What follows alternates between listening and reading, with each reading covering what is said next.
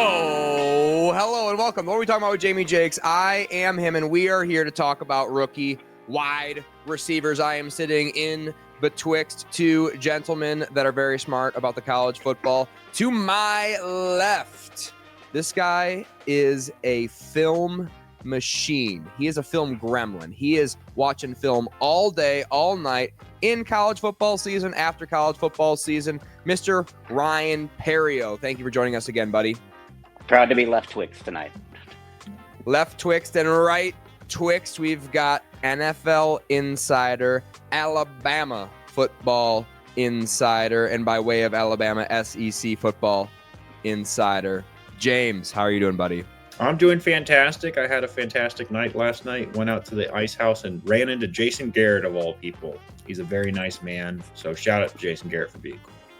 Name drop. Big name drop to start the program, and that's what we do around here. He actually handed me the script at the bar, so I'm already set for 2020. Oh, geez. You got to tune in for our Futures podcast that's coming up pretty soon, right? The Draft Futures episode that we are going to do. I'm very prepared to gamble on this draft. You know all the picks already. Okay, so we have already done the running backs for this draft class. If you want to go watch that, Ryan Perrio and I had a great time. The comment section really liked our Scatabo take, Ryan Perrio. The rest, nobody was really pissed about anything that we said. I thought people were going to be upset about our Ohio State takes, but seemed to be pretty positive across the board. Yeah, pretty supportive. A lot of Scataboners out there. Just Oh yes, especially on Instagram. We found out there's a bunch of Scataboners all over the IG. James is joining us here for the first time. Couldn't make it last week, so what we're gonna do is we're gonna go over the top wide receiver prospects, and I'm gonna give my personal rankings out, and then these two are gonna react to it. They've already, before we even started recording, we're already yelling at me, so we're gonna get right to it. We have a small group of honorable mentions that we're not gonna cover a bunch of today because I have deemed them unfit for the NFL. Number 1, Savion Williams, Alec Ayamanor, Jack Besh, and Ricky White are a few guys I've seen names circle around on social media, Fantasy Football Dynasty, X as it is, and I have done my research on them. I have come from the research wanting a little bit more out of all of these prospects. Now, not to say anybody who's 22 years old in the prime of their life can get in the gym and change the way they look the following season. That can definitely happen to all these guys. But as of right now, they are not NFL prospects, in my opinion. James, I'll let you take it away. I believe you had a take on Jack Besh. I think Besh is a very good wide receiver. I definitely have him in my top 10.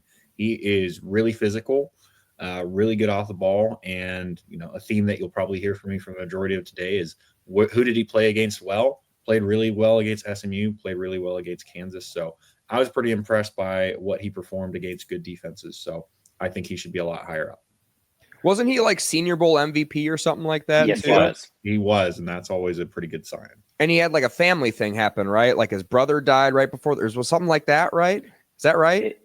And he was in the terrorist attacks in New Orleans. His brother was one of the casualties. Wow, that's crazy. If he does land in New Orleans, would be kind of an interesting spot.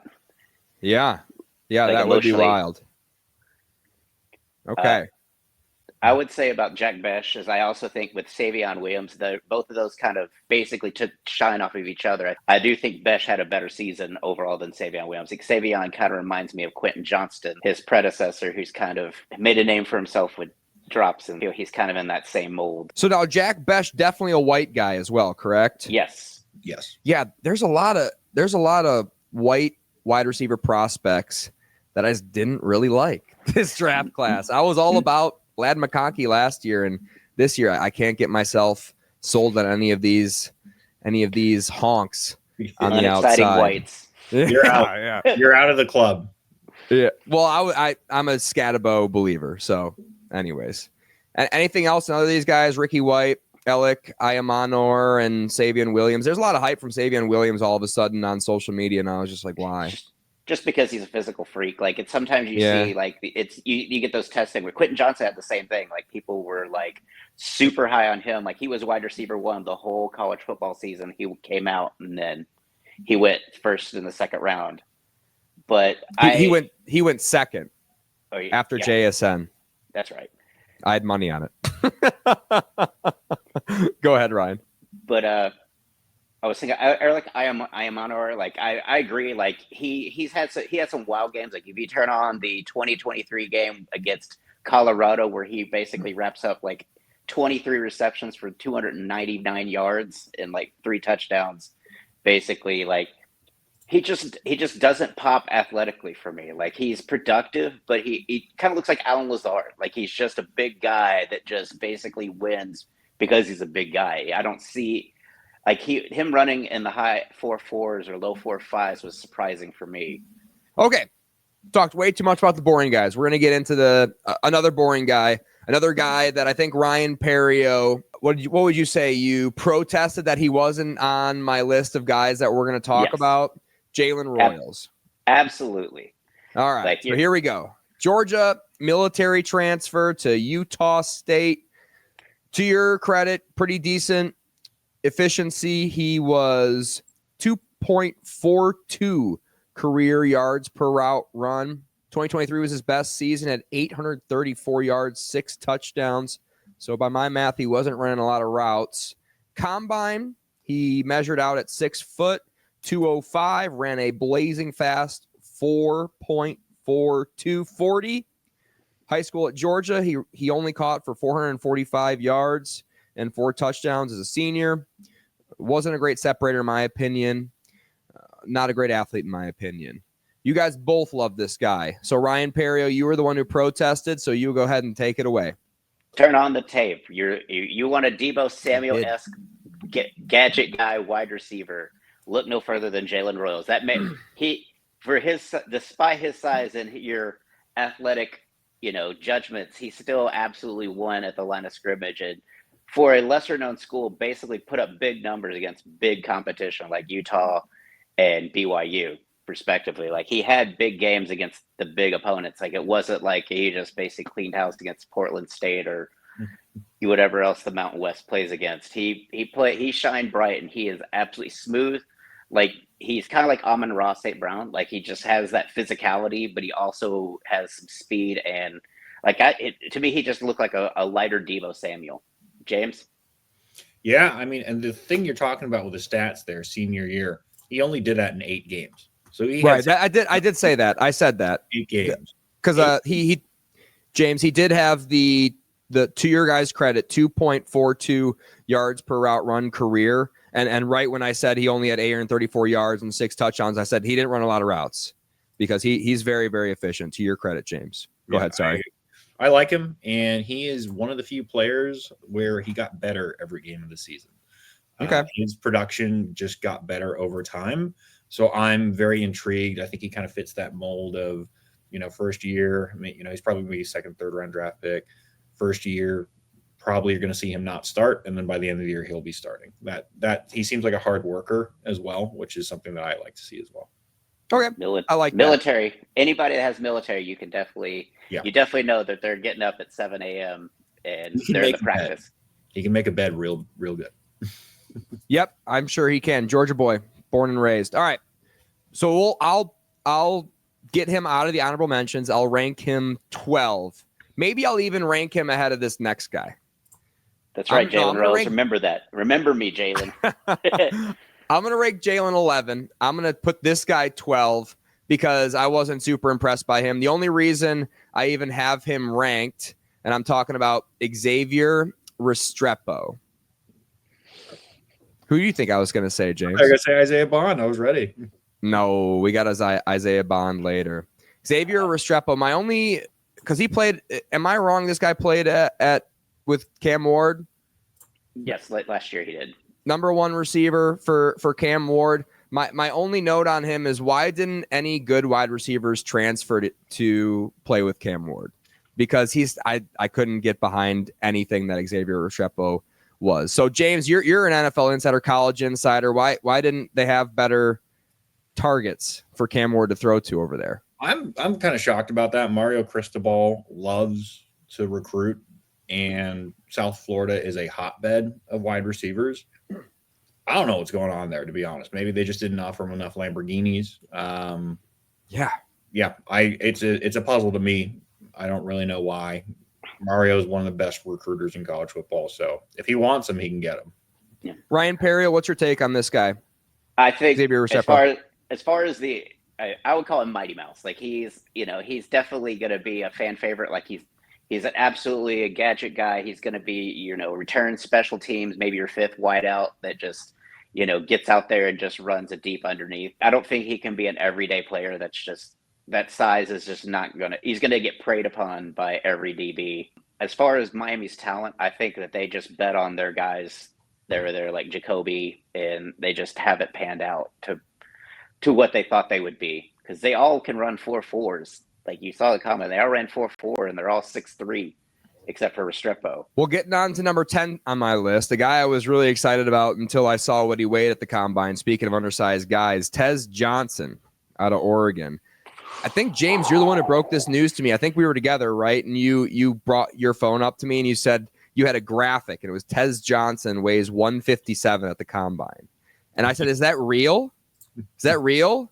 And you were like, yeah, that's what happened. He weighed 157 at the combine. Pounds.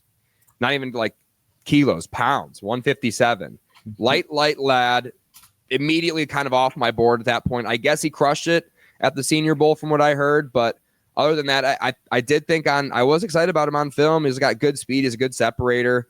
He does a good job of finding like the little hole in the zone. He's good against zone. He's obviously very shifty and elusive on camera. That didn't come through in the combine. He ran a pretty relatively slow 40 for a guy who's 157 pounds. Yeah. He's good yak as far as like making people miss and eyes downfield. And he had a lot of punt return snaps on his film as well. So maybe they were just knew like he's not going to be able to handle any sort of volume after he gets out of college. So he'll just return 5 punts a game or something like that. So yeah, pretty tough to get over 157.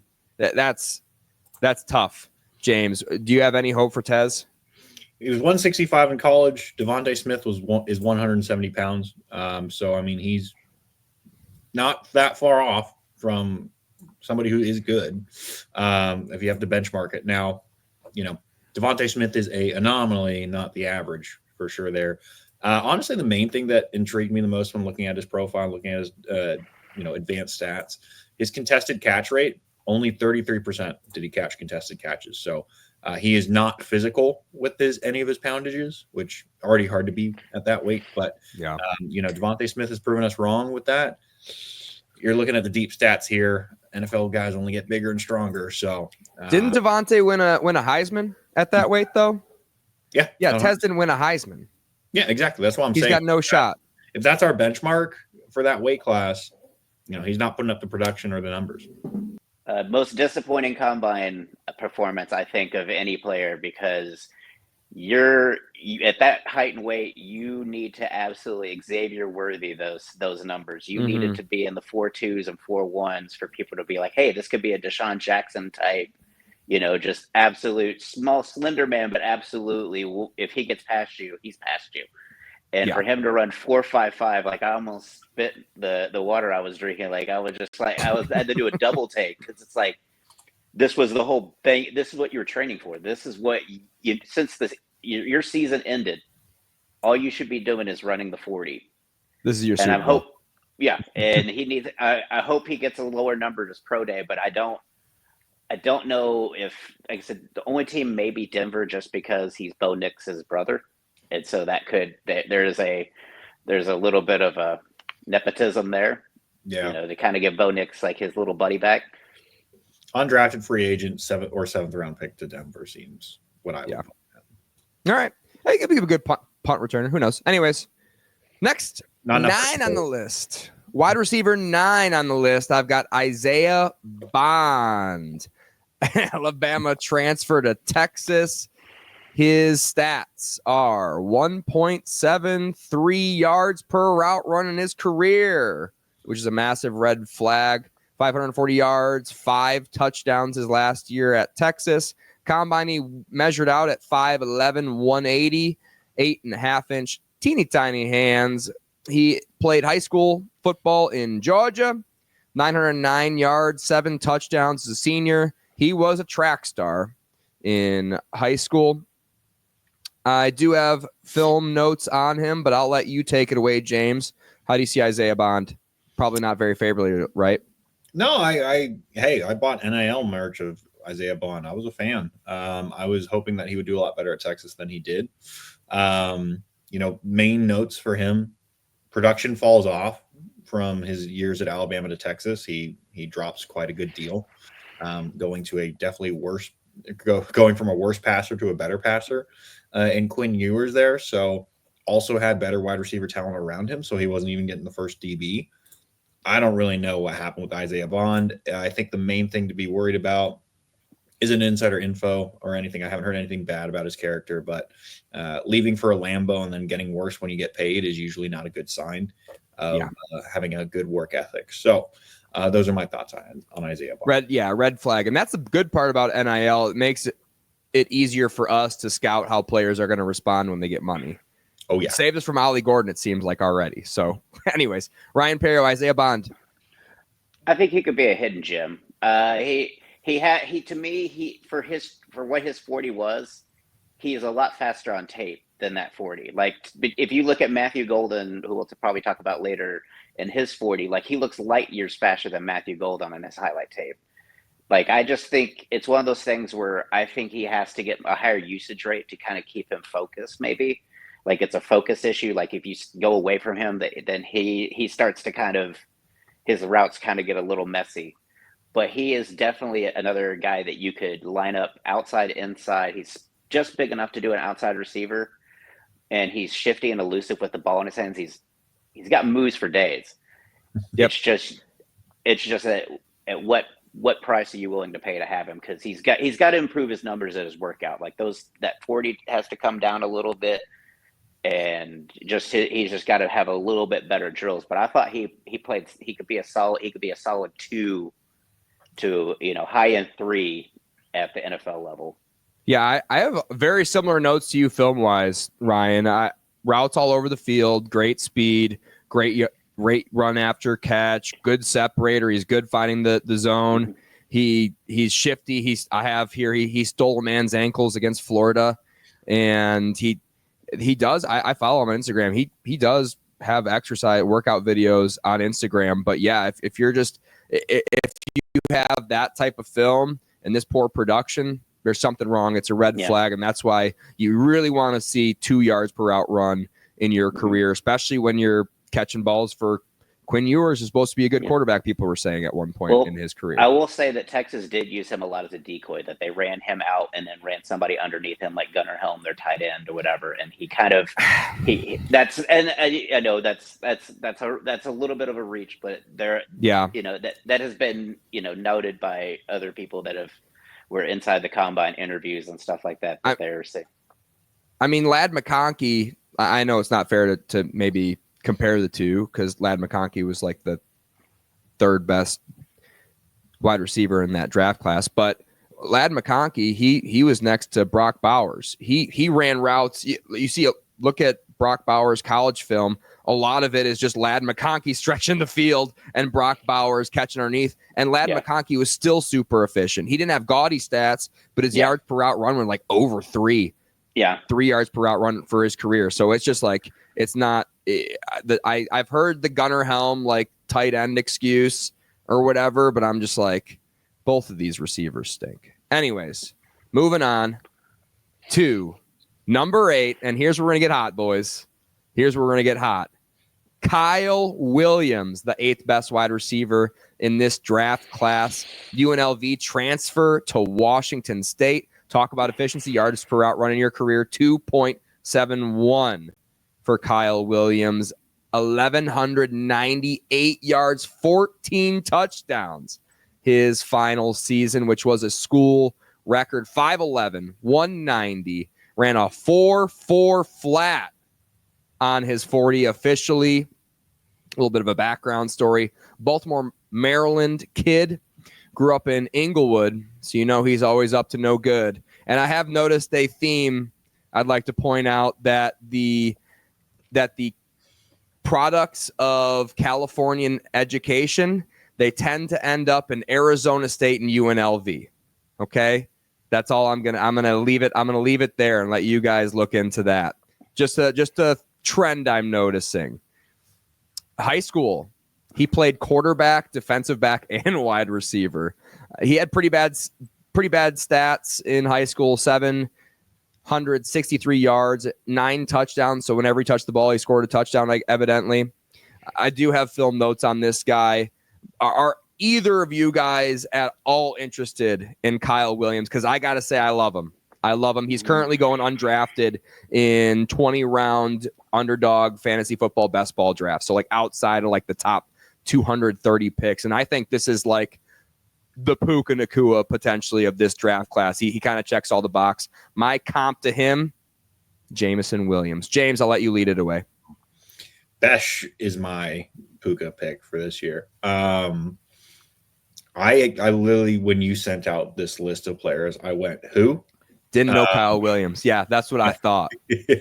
Honestly, grades out pretty good on a lot of interesting stats. Yeah. My favorite statistic for him is grade versus man coverage, because I'm a PFF guy. Out of 100, 89.8, which puts him in basically the top 1 percentile of all wide receivers from last year. So the guy can get open. Don't put him on an island, because he'll leave the island because he's got a jet ski. That's my notes from him. I really did not know who this man was, but stats wise looks good and has fairly good stats against decent teams in the defunct Pac-12 schedule that he had to play. So yeah. And that's why you haven't heard of him, right? Because he's stayed on Washington State, didn't transfer for some reason. Should have transferred. His best team that he played this year, I would say, would be Boise State or Syracuse. Yeah. And Syracuse was one of his top 3 games this year. So bowl game, last game of the year, looking good. I like that. So I agree with you that he is definitely under the radar. Don't know if I'd put him that high, but I agree that he is definitely a much overlooked person for somebody that has the stats and the production that he did. Yep. And I agree. He's fast. He can get on that jet ski. I have wow acceleration, which guys who accelerate that make me say wow, they usually end up playing pretty well. He's got like Ladd McConkey acceleration. Great long speed too. He'll take the top off. Ryan Perrio, Kyle Williams. I'm not as high as you guys are, but keep an eye on his quarterback, Mateen. He's going to be an absolute Josh Allen type quarterback. Have you seen that guy? He can run like quarterback and run 4.4 and sling it 60 yards. Like he has all the tools.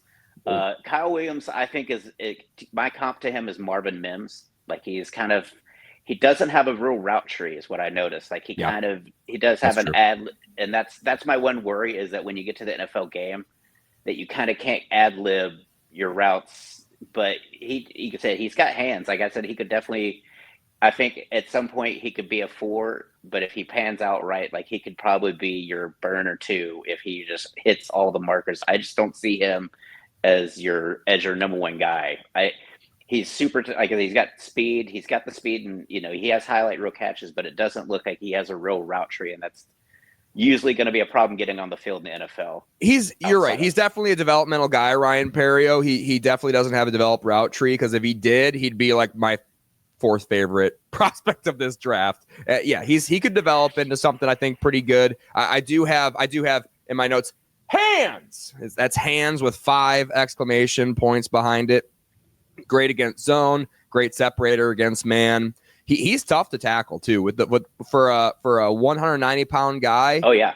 Of course, 4.4 helps. He's tough to tackle. So that I really like Kyle Williams, and my underdog fantasy football people. I'd take a couple of tasty little shots on him just in case. Yeah. He's kind of like that guy in the transporter when he's covered in grease and they try to hold onto him. Like that's how he looks like when they get to the pile. He's lubed up. Speaking of being lubed up, I think one of you were pretty pissed about me ranking this next guy as low as I have him ranked. Matthew Golden out of Texas. I am rock bottom low on both of these Texas wide receiver prospects. team out of Houston transfer to Texas. He only had a 1.85 career yards per route run. It's a massive red flag how inefficient these guys have been in theoretically a great situation. 987 yards, 9 touchdowns his last year with Texas. Another kind of small guy, 5'11", 191. He ran a 4.29, which I guess will get people excited about him. He was an absolute demon in high school, which is I think a lot of analysts overvalue because they're almost too nerdy. They know about these guys coming out of high school and they kind of overvalue them coming out of high school, and that carries over to their NFL prospect. He was a demon in high school. Texas football player, 3,242 yards, 32 touchdowns in his high school career. That's a lot. He did start his first year in Houston, but if you go for 3,200 in high school, that'll happen. I have film notes on him. James, are you pissed about this or what? I'm not super upset. I would definitely have him a couple more spots higher, but he's an interesting one to me. He has progressed very well year over year. When you look at 2022, 2023, and then 2024, he still doesn't grade out super high in production in 2024, though he did average 2.1 yards per route run if we just look at 2024. Number one thing I always look at with the SEC, because it's one of the few. What was that again? Give me that. 2.24? 2.1 yards per route run in 2024. So if you look at just his 2024 season. So again, we want to look at all years versus last year. Again, his best year was a decent year. He played pretty bad against some good defenses. First game against Georgia was one of his worst games of the season. Also one of his worst games of the season against Oklahoma, who was not a good team last year, even though they beat Alabama. But got to take our lickings where we have them. Clemson was also one of his worst games. He had good games against Georgia, Arizona State, and Ohio State at the end of the year. There's just question marks to me. He seems very up and down. Like it's a matchup. If he's got a good matchup, he'll crush it on deep routes. If he doesn't have a good matchup, he's not somebody who's going to figure it out. Is kind of the vibe I get from him. So I think he's a lot better than what you have him ranked at by a couple spots. But I think he's just put him on a fly route and hope it works out is kind of what I think he'll develop into. Yeah, I saw a lot of the deep routes on film where he was separating were just clear blown coverages. He really benefited a lot from a lot of blown coverages. And I think if those hadn't happened against, like you said, lesser teams, his yards per route run this season would have been even more not great. And I don't think on film I don't think in pads he's got elite long speed. I have okay long speed. I have okay burst. I don't think that showed up on film at all. And a lot of his big catches were against lesser opponents, and they were like contested catches, him just like getting up and mossing somebody, which yeah, that's great, but that shit ain't gonna work in the NFL. Ryan Perrio, what do you got? He's my second favorite pick, or second ranked for me. To me, at his crazy. Peak, I see Stephon Diggs is like he's not a long speed. Like you watch Stephon Diggs, there are times where he is triple covered and he still comes away with a football. And so it's true. I think he got better. I think being at Houston, where pitiful quarterback play for 2 years under Dana and then Dana Holgerson, and then the new coach they have, is trying to find. He just really didn't have any kind of, I feel, real coach him up moments. I think you put him in an NFL coach, I think he gets results. I think he's going to be probably a first or second day pick at. Yeah, I'm just never impressed when I see a contested catch guy on film. Like it's fun to watch, and I do have like more contested catch guys ranked ahead of him, but when I just see a guy consistently really struggle to separate, I have a tough time really, really kind of getting behind him. But your number 2, my number 7. Wow, that's a hot. That's a widespread, as we say in the business, James. Moving on to a guy I am absolutely in love with, and he might be rising up my board the more I watch this guy's film. I've watched this guy this guy's every target, I think, twice now. I love him. Every time I watch him, the more I like it. Jaden Higgins out of Iowa State, another true 6'4" receiver, like combine 6'4" receiver. Eastern Kentucky transferred to Iowa State, career 2.24 yards per route run. But like you like to point out, James, he had his best season of his career by far at the end of his career. He got better as he went along, which makes sense. When you're 6'4", sometimes you get those giraffe legs. You don't really know how to use them until you're like 22. In his career, or his last season, 87 receptions, 1,183 yards, 9 touchdowns at the combine. Like I said, he weighed out at an official 6'4", 214 pounds, and he ran a blazing 4.47 at 6'4", 214, 39-inch vert, which is half an inch higher than Cam Scatabo, who jumped out of the whole stadium. Florida boy, he had a horrible high school career. I think he was more of a basketball player. 430 yards, 5 touchdowns his final season in high school, which is probably why we don't know about him. I've got notes on this guy's film, per usual. James, what do you got on this guy? Yeah, I had him on my radar. After diving into him, I am much like you, drooling a little bit, I would say. Yeah. Crazy levels of production. Only dropped 2.2% of his passes ever. That's crazy. Number one thing that I looked at for him, I looked at the top defensive backs for coverage rating in 2024 season.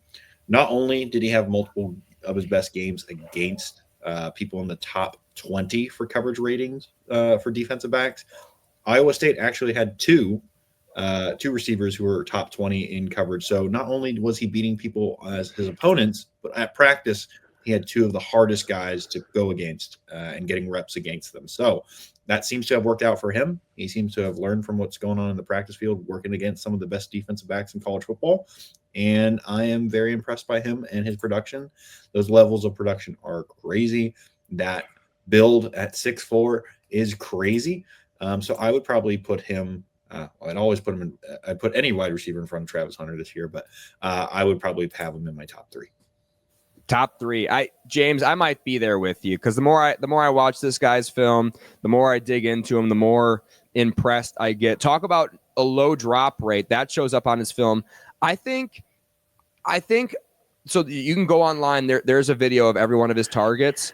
I think the channel is Just the Tape. I think it's what it's called. It's a really small YouTube channel. It's the best. I need a t-shirt from that immediately. Oh, dude, it's they have less subscribers. They have fewer subscribers than we do. Anyway, what?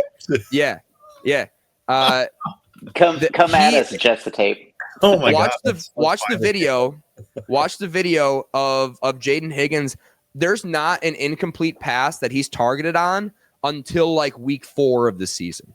Like his 4th game of the season, like halfway through, was his first incomplete pass on a target. That's not even like drops. That's just when he was targeted, he caught every single ball his way for like the first 3 or 2 games of his season. It was really, really impressive. And with the ball in his hands, he's very strong. Ryan Perrio, more notes on Jaden Higgins. So this is my Puka Nacua of the draft. Of anybody that I think could be the next Puka is. He has great body control. Like he doesn't have elite burst. Like he doesn't like explode with his routes. Like he's I would say that's the one thing I would say he probably needs to work on at the NFL levels to really just snap with his footwork in and out of routes and just to kind of eat up that yardage a little bit with the defenders. Because like I said, he's got the rest of the tools. Like he's contesting, you want a contested catch, I got you. Like he's definitely a safety blanket. Like he could definitely. I feel like any team that needs another comp for him would be kind of like Cortland Sutton would be another comp. Like he's just reliable. Like he's not like he'll make highlight reel catches, but they won't be like because he's so far past everybody. He'll just be in a mass of people. Like if you're throwing a Hail Mary at the end of the game, that's who you want at the goal line. Throw it to your 6'4" guy down there. Pretty much exclusively an outside guy, lined up outside 83% of his routes. He does have great long speed. Like you said, I didn't think he had great burst or great like acceleration or footwork, like you said, Ryan Perrio. So I agree with you there. And yeah, he's just great separator. And like I said already, he's strong with the ball in his hands. So, yeah, I love Jaden Higgins. And honestly, we're probably going to have to bump him immediately ahead of this next guy. Number 5 on my list, Luther Burden III out of Missouri. 2.32 yards per route run in his career. Extremely low first down target rate, which I think is a example of a character concern guy. We'll get a little bit more into that in a second. 1,212 yards, 9 touchdowns in 2023. Horrible in 2024. Another big red flag. Combine, 6 foot flat, 206. Tiny hands club, 8.5 inches. What was his 40-yard dash? 4.41. 4.41. I have 4.14 on my notes. That didn't sound right. 4.41. And with that, we're moving him down the list. Now he didn't run up 4.14. But he's a high school all-star, 5-star recruit out of college, which is like impossible to do. Omarion Hampton was a 4-star recruit. So I have more film notes on this guy. I'll let you take it away, James. What do you got on Luther Burden? I think he's one of the more interesting and difficult players to analyze simply because the quarterback play at Missouri has been so bad. Bad quarterback play. Really bad quarterback play. Yeah. Cook was injured the majority of last year. I can't for the life of me even remember who was the quarterback for his junior season or his sophomore season. So I'm impressed by what I've seen, and I've watched full games of him, having him played against Alabama multiple times. I remember that he usually seemed open and like he just wasn't getting thrown the ball. Like I remember watching that Missouri game this year and just going, like, what if they threw it to him, we'd be screwed. Team hates him. Yeah, I haven't heard anything bad from him, but to be honest, Missouri beat reporters they didn't even know Michael Sam was gay when he came on campus. So like, they are not in the know. So I've got no insider info on his character, unfortunately. I would love to know because, yeah, I kind of agree with you that it does seem like they just don't like him, like his teammates don't like him, but I honestly don't know. They could just be bad quarterbacks who don't throw the ball to them. So I think I'm a lot higher on him than you are. I think he has the potential to be very, very good. Yes. I think he just had bad luck in college. Yeah. So on film, I haven't mentioned it yet, but on film, he's got character concerns. He's got a lot of off-ball, 15-yard personal foul penalties that aren't even like picked up by the film. You just get the call afterwards. And a lot of just boneheaded, unforced penalties all over his film multiple times, like over the course of multiple games, like getting into fights, punching people, crazy stuff like that. It is on his film. But Missouri's coach is also a little bit of he likes that shit though. So yeah.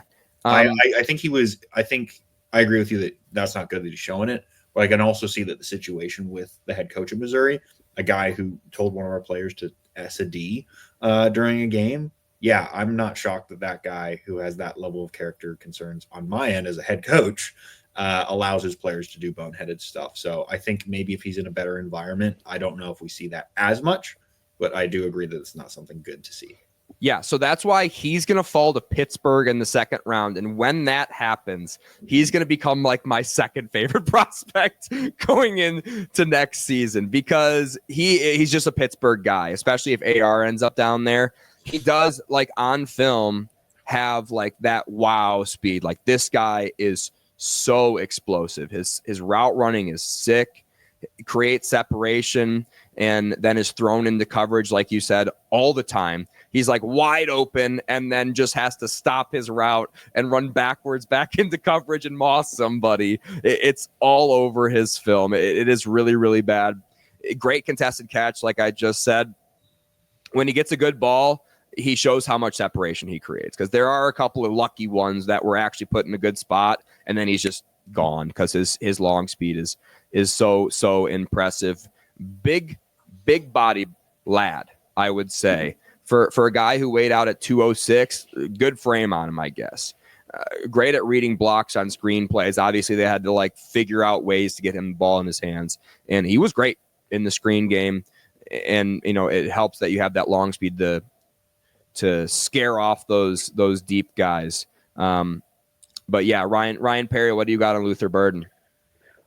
His highs, I see Garrett Wilson. Like, he's just an elastic man. Like, how did he come down with that? Like, it's just his body control. Like, to be able to just, like, he could definitely, even with 8.5-inch hands, he could one-hand the football. To his character concerns, to me, they scream, "Hey, I'm a 5-star recruit. Did I tell you I'm a 5-star recruit?" Like, it just seems like he feels like this should be handed to him. And my question is, if the quarterback situation wasn't great, why didn't you transfer? Like that, I feel like that's got to be the number one question in the meeting room is, hey, why did you go to a program like Georgia where they could have used some wide receivers that are reliable, or Texas, or why did you not go somewhere where you could have been more seen? Why did you stay in Missouri? Do they got money in Missouri, James? They're giving it all to him. Okay. It's nice to be the highest paid person in a medium-sized pond. Okay. Ryan Perry, go ahead and finish your thought.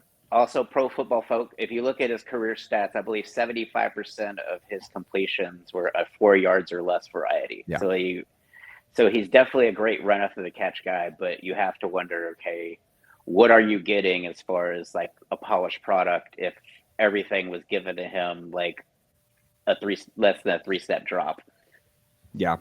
Yeah, I think if Tomlin gets a hold of him, he's going to have like 2 or 3 really, really good years, and then start a Twitter account.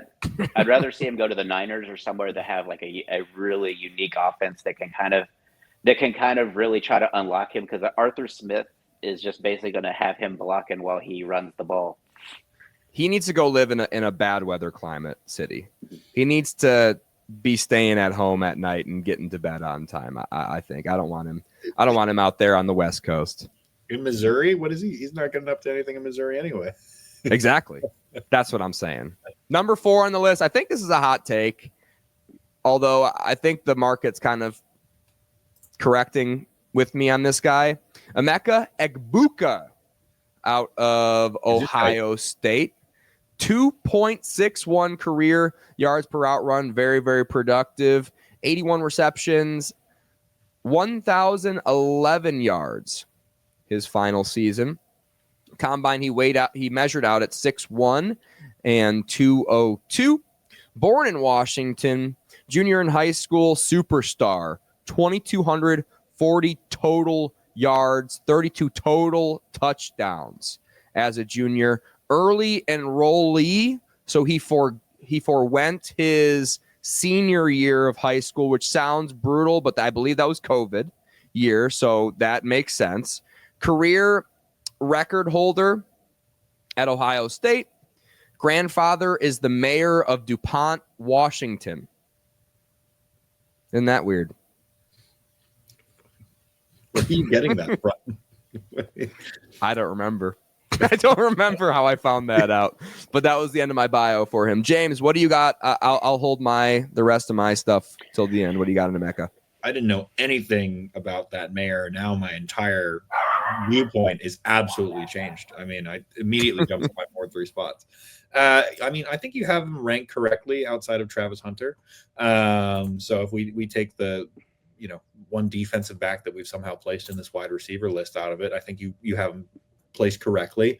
He reminds me a lot of grading the LSU wide receivers back in the day, where they, all were number ones, but they all had to play on the same team. That's kind of what Emeka has been stuck with at Ohio State, having, Marvin Harrison and Chris Olave, just a ton of talent in front of him.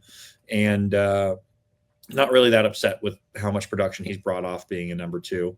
So I think, I don't know what his ceiling is, but I think he's got a very high floor. That's my opinion on him, because I don't think we've ever been able to see his ceiling based off of other talent. That's not his fault. But if he gets drafted to a spot where he doesn't have to be number 1 immediately, I think he'll have a very, very good time. And I think he'll be one of those guys that is just going to always pick up stats for you. I don't know if he's a number 1. I just simply don't know, because we haven't been able to see it. But I like what I see out of him as a number 2. And if that continues in the NFL, I'd be pretty happy drafting this guy. Yeah, Ohio State wide receivers. That's the story of Ohio State wide receivers, right? High floor guys. We don't really know what the ceiling is going to be, but super, super high floor. Ryan Perrio, Emeka Egbuka. Best feet of any receiver in this class. Like, absolutely is juking people from the snap. He's got the best feet.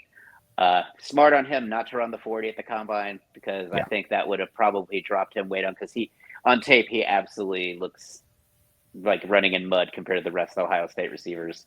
Yeah, but wildly effective. Like, my comp for him is Jackson Smith and Jigba, like his predecessor, because they again, nothing flashy, but just reliable. Like, and you see what JSN now is going to be the focal piece of Seattle going forward with their moves. So he could possibly be that, but he'd be like an inside slot number one receiver, where he's just basically leveraging the outside guys to get him more space, because that's the one thing also with Ohio State when you grade the receivers is they have such wide splits that they look like they're all running 40 yards free. Like, it's like in the NFL you got to run some tight splits, and I'm curious to see how he'll handle like a tight split where a outside receiver is literally a foot away from where he is, if that makes him less effective. Yeah, I've got him. I think he would have done okay in the combine. He's got okay long speed, I think, but I think like you said, kind of his acceleration makes him look like he's running with cement in his cleats. I think he's an average separator compared to the rest of these guys. He's very good, like you said. I think that's why your JSN comp is perfect, Ryan Perrio, because he'll just find that spot in the zone. He's not ultra athletic, but he is just so good and so smart and so, I think, technically sound. A great example of an Ohio State wide receiver. Great contested catch. Like, he plays a lot bigger than 6'1". Like, you think of him as like the same size as like Tet almost, because he just plays really, really big, which is good to see. But in the same time, you're like, he looks slow, so he must be tall. And then you find out he's not tall.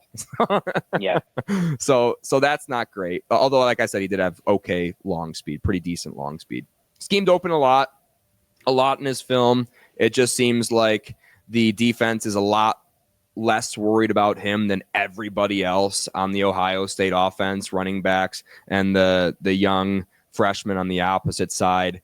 They just seemed a lot more concerned about him. Ended up man up with linebackers like all the time on his film, and he's just kind of running past them. They're linebackers. I think when we first started the draft process, everyone was like, Emeka's number 2 with a bullet, maybe ahead of Tet. And now I think after we've kind of cooled off on that, we can all say that I think there's a couple of holes in his game, and his ceiling's not quite as high as the rest of these guys on my list. My number 3, and this is if he is a wide receiver exclusively in the NFL. This is not fantasy football advice at the moment. This is him as a prospect, okay? Travis Hunter, number 3 wide receiver in the draft class, transfers from Jackson State to Colorado following Coach Prime, obviously. Career yards per route run, 4.2 or 2.42 career yards per route run. 1,258 yards, 15 touchdowns his final year with the Buffaloes. 6'0", 188 pounds. Of course, he's the Heisman Trophy winner, born in Florida, moved to Georgia, track star in both locations. Junior in high school, he had 8 interceptions, 51 tackles, 1,746 yards, and 24 touchdowns, leading his team to a state championship. 5-star number 1 recruit out of college. He does have a lot of wear and tear, a lot of injuries in high school, a lot of injuries in college, just because he's on the field all the time. So that's a little bit of a concern as well. James, what do you got on Travis Hunter? Yeah, what most impressed me about Travis Hunter is he's relatively even between man coverage and zone coverage. I think he does a great job on both. Just messing with you. Jamie's like, I hate you. Honestly, I'm not drafting Travis Hunter if I'm at 18. My take on Travis Hunter is pick something. Stop telling me you're doing both. Nobody's done this. Nobody will do this. It's not possible in football. It's not. I mean, you can play both sides of the balls on special teams if you want. That's about it. I think he can go in for a few gadget plays. He can be in a 4 to 5 wide receiver sets if you want, but I don't want to touch him. I also do not like his off the field stuff. I must be the lowest person on Travis Hunter in the world. You probably are. And honestly, I watched his first workout video or first workout after his combine prep. He's like, oh, we're getting to the real stuff. And he doesn't really work very hard even when he's on camera, which is a real concern to me, James. So yeah, I think you're kind of talking me out of Travis Hunter as a receiver already. I'll give you my take on his film here in a second. Ryan Perrio, I'll let you take it away. So he's like the veiniest person. When I saw his workout video, I was like, my God, he's all vein. He doesn't have muscle. He doesn't have any very much muscle tone. If anybody's Devontae Smith in this draft, it's Travis Hunter. If he decides to be a receiver, he's also slender. I just think he's going to be one of those players that shines bright for 2 years, but then once he gets one soft tissue injury with all this wear and tear, it's just going to be one after the other. He's going to be 3 weeks out with a hamstring pull, then it's going to be 4 weeks with a groin tear. It's just slowly it's going to all go like a house of cards. Because it's just, I'm just alarmed at the amount of touches that they let him have at Colorado. Period, offense and defense. That's 2,500 snaps. Didn't he have 1,500 more snaps because he played all the defensive snaps than the runner-up Ashton Genty played? Yeah. Yeah, he was on the field a lot, but to his credit, he stayed durable for his last season. I wouldn't call him injury prone. I would just say, like you said, he's got a lot of tread off of his tire. But film-wise, insane contested catch. We all remember the second kind of back of the end zone ball that Shedeur kind of lobbed up to him, and he got interfered with, hand inside his face mask, still caught it one-handed, feet in bounds. That was sweet. He's got smooth speed. He's got long speed. You get him out in space, he's gone. He's got really, really fast hands. He's a red zone guy. He's all over the red zone. 24 touchdowns in high school, right? In that one season, he separates well on short routes. He's not. I don't think he's a real deep threat. I see him as a really solid slot guy in the NFL. I don't think he'll be able to play outside. I don't think he'll get a lot of kind of schemed up stuff as much as we would hope in the NFL if he does play as a receiver there. But I do think the sky's the limit, and that's why I had to put him here at 3. But the more we talk about Jaden Higgins and think about these other guys, I'm thinking maybe Jaden Higgins up at 3 might be the way to go and just bounce everybody else down one spot. Again, the physicality of the NFL, you're going to have to get off of NFL, NFL DBs that are probably going to weigh close to 190, 200, maybe a little outweigh you right now. You got to get off of their jams. You got to, a linebacker that's going to be also, maybe periphery, keeping you. It's the physicality part of it that's I worry about with him as far as on both sides of the ball. I don't really. DB is DB, but I'm just worried when it starts to get tight splits and everybody starts to get into a pile. Yeah, he's 188 at 6'0". He's not that much. He's not that much smaller than Emeka, really. Yeah. But I think he could be special. I don't think it's gonna be special. So maybe we just put Higgins there. I think you guys are. I think I'm onto something there. Okay, and now we're getting somewhere because there's a lot of people talking trash about this receiver class, and I think people are talking trash about this receiver class because they're looking at the wrong guys. Mm-hmm. Okay, and there's not enough people looking at this guy. I think it's clear that he's a top 2 wide receiver in this draft class, and that is Trey Harris.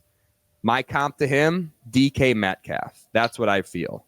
Out of Ole Miss, 3.00 career yards per route run. 60 receptions and 7 touchdowns his final year. Combine measured out at 6'2", 205 pounds, ran a slow 40. I don't care. 4.54, couldn't care less. 38.5-inch vertical. His real name is Cleveland Joseph Harris. Okay? Which, why wouldn't you just go by that? High school QB. You know who he threw to in high school? Malik Neighbors. 2-star recruit out of high school. That's why I've been saying this whole time. These nerds are just too nerdy for their own good because he wasn't good in high school. He is now. Louisiana Tech then transferred to Ole Miss. Opening game with that team, Ole Miss. 133 yards and 4 touchdowns. I've got notes about this guy's film. James, you better show some gosh darn respect to Trey Harris. Go ahead. Who was that first game against? I don't know. Furman. Yeah. Oh, I do remember that. I do remember that on his film. Yeah, he crushed Furman. He really did. They wore green uniforms, right? Yeah. As well, you should crush Furman. Like there should be no excuse. What do you want him to do? Score 5 touchdowns? No. Just giving everybody the facts. That's all we want. I am not as high on Trey as you. I probably have him behind Higgins and Luther. Tet and Luther. Okay. Yeah. So I'd have Tet at 4 on my list. But 4? Yeah, 4. So I like him in his production. My biggest question marks are a lot of his stats just come against bad teams. The teams that he played badly against, South Carolina and Florida, I wouldn't put either of those as top SEC defensive back coverage teams, and he did not put up a lot of tape against them. And a lot of tape that he put up was Georgia, Southern, Wake Forest, Middle Tennessee, and Furman. Then he got injured, and then it was Florida. So I like what I've seen from his advanced analytics. How much of a boost is that from playing worse schools? I don't know.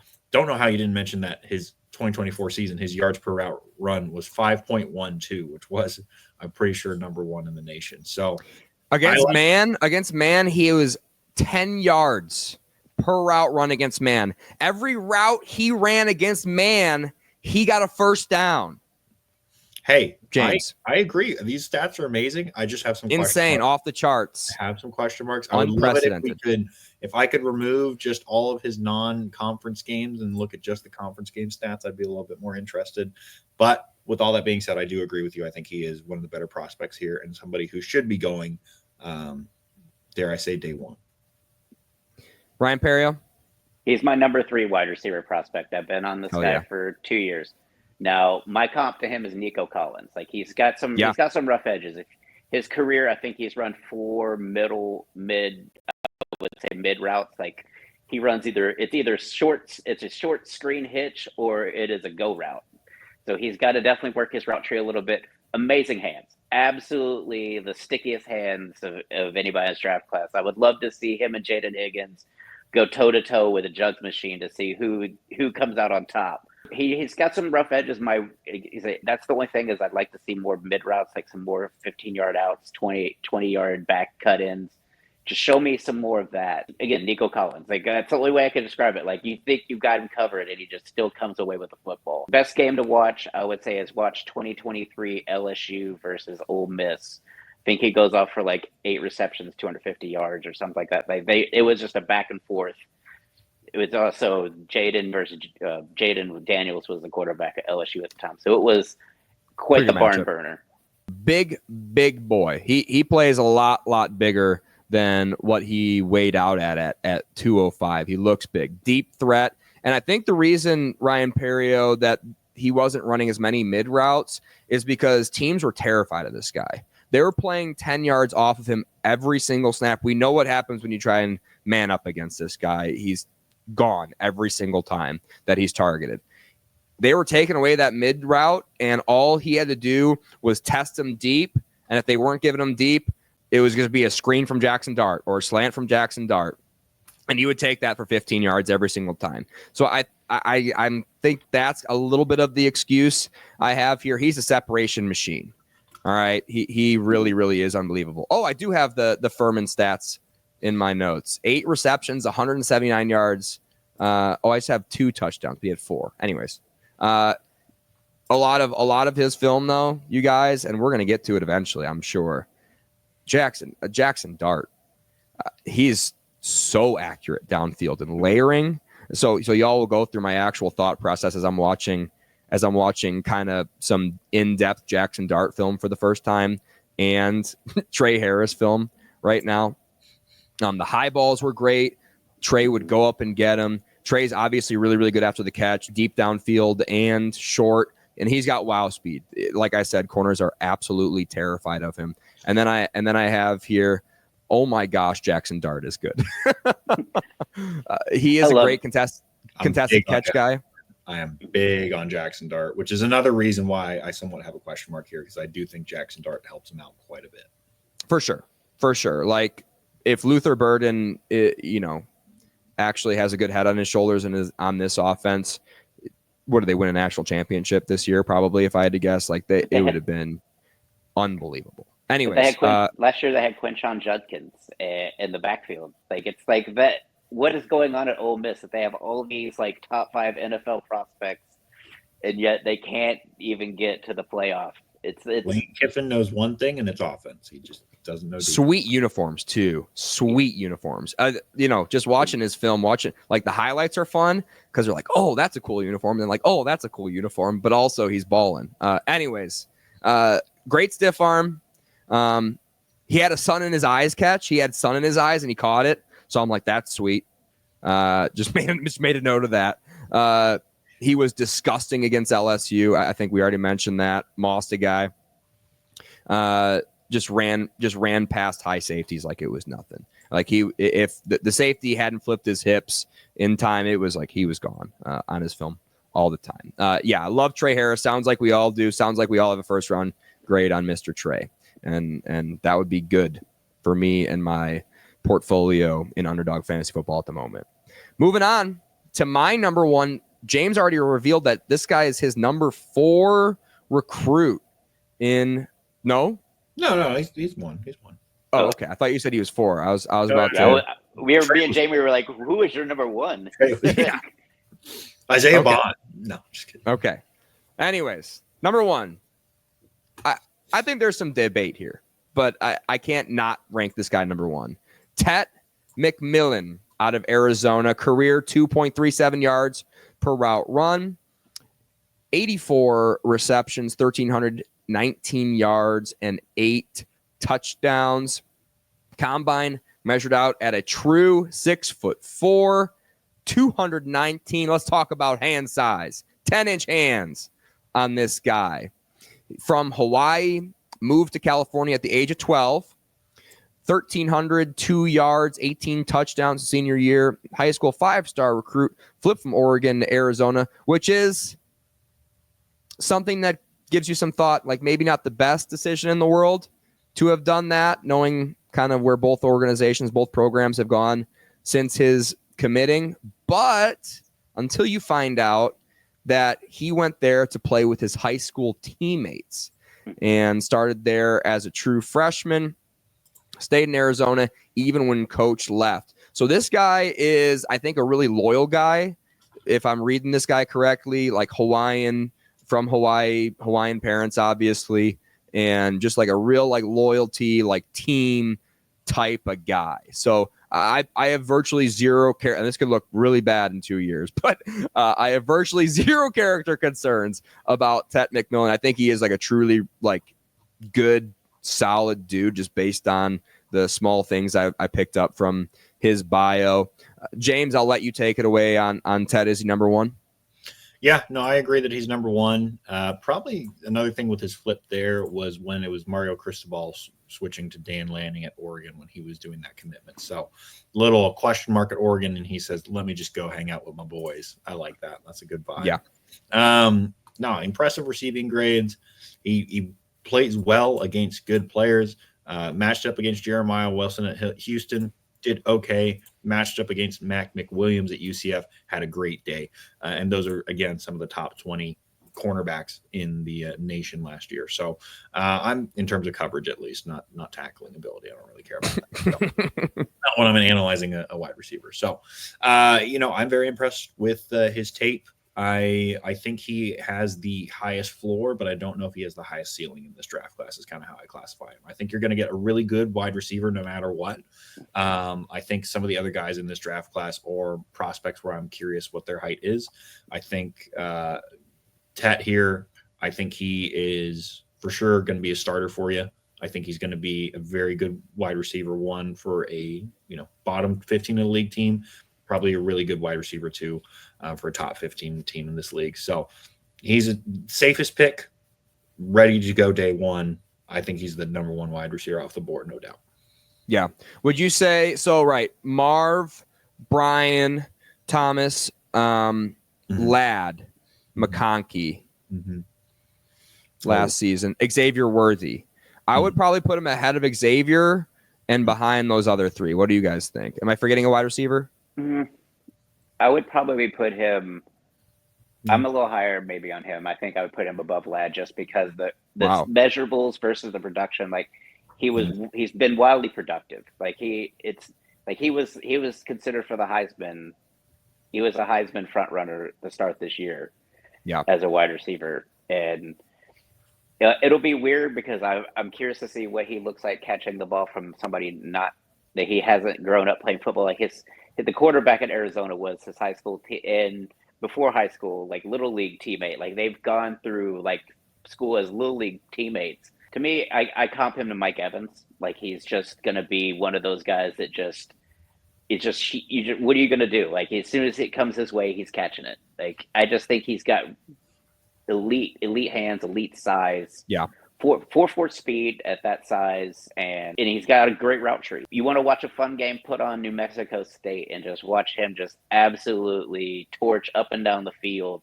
Just three guys are on him. He's still just he'll be a reliable receiver. He may not be the best receiver in this class, but he may be the most reliable. Like you said, big hands. I mean, we already said 10 inches, but his hands show on film too. Like he does have some drops, like a lot of drops on film, which I'm like, kind of whatever. But 7.7% is his drop rate from last season.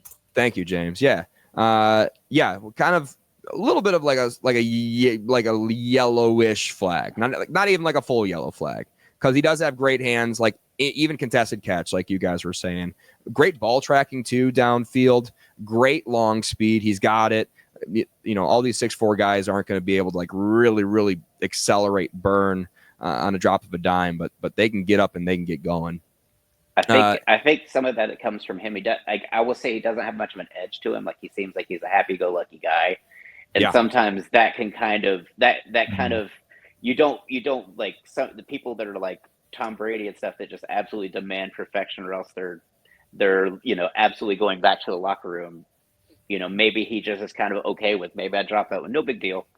He's just a big oos, just having a good time out there, it seems like. I think you guys are right. He's got pretty decent yak when he does get open. The one thing I did notice, a couple of times he kind of struggled against zone.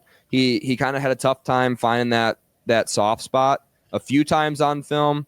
But other than that, that's just me like being super hypercritical, nitpicking. And I have to assume he'll get put with a okay wide receivers coach in the NFL, and they'll be able to hammer that stuff out. And we just hammered this episode out, boys. I think this is gonna, after editing is done, probably still gonna be about an hour long. So that's a lot of wide receiver talk. Thank you guys for sticking with us. NFL Insider James, you have anything to say? Oh no, just make sure you guys start getting ready for your drafts, because it's going to be a fun, wild ride. I think this is one of the draft classes that I think we're going to see a lot of movement day one. And I think this will be a very fun draft to watch, is my opinion. I don't think it's a good draft, but I think it's a good draft to watch. Okay. Any hot takes you want to give for the draft? Anybody moving up for Jackson Dart, number 3 overall? Hot take: do not take Travis Hunter and do not take Shedeur Sanders. That's my hot take. Don't undrafted. Good luck. Yeah. Shedeur is undrafted, in my opinion. If I was an NFL GM, I'm not touching him. That's my hot take. Yeah. We'll save it for the quarterbacks episode. Ryan Perrio? I'm going to be at Backdoor this weekend, but I'm at Hyenas here in about an hour and a half. So, okay. Well, they're not going to see that, but get your time machines and get to Hyenas. I will second James's take on this, that this is going to be very interesting, because it's a lot. Like I said, it's not you're not seeing the elite like game-breaking wide receivers, but you're seeing solid, really good players that you can actually. When you say people say draft best player available, that doesn't apply in this draft. Like this is a draft where it's what do you need? Yeah, let's get that, because it's not something where you're staring at some undeniable talent past pick 3. Everybody is pretty much equal playing field, so it's going to be a real interesting like people filling holes. I said it. I paused there for dramatic effect, but filling holes on their team that you probably wouldn't have done in free agency. It's been really interesting to watch free agency and the movement, just because of the depth and everything in this draft, that their teams aren't overspending for somebody in free agency, unless you're Milton Williams. But hell yeah. Thank you guys for watching. What do you guys think? Tight ends next week? Oh, Lord. Sure. Yeah. Tight ends? All right. We'll see y'all next week for tight ends. Subscribe. We'll see you next time. At the combine. Savian ran a 4.48. You're still talking about Savian, right? No, I was talking about Alec Ayamano from Stanford. Ayamano.